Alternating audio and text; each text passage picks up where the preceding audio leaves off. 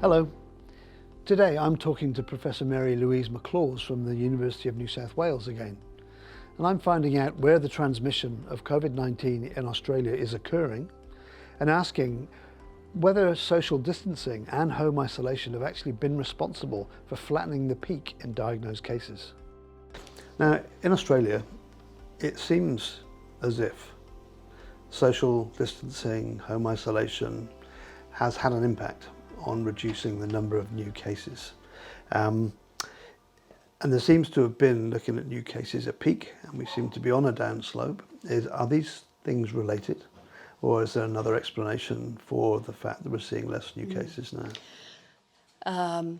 So the lesson learned from the flu, for example, so there were 2 states in America and one didn't have isolation and they didn't shut down schools and they didn't shut down the baseball, and their numbers were skyrocketed versus the state that did, and it was still a small peak, but it was about 1/3.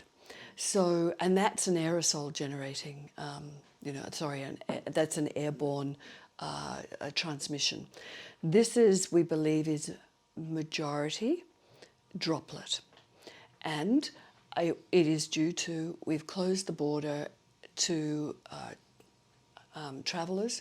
We know that most of the cases came from Europe or America, and then we put them into mandatory and supervised isolation, which meant they couldn't walk around Bondi or anywhere else and go to meetings.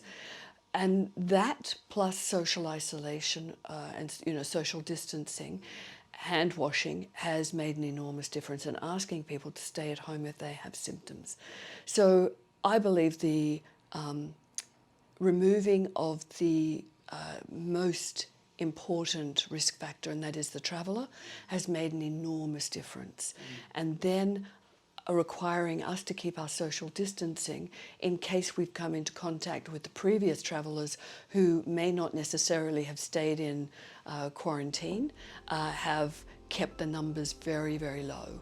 So I think we've done a great job, and it shows that droplet transmission prevention has worked.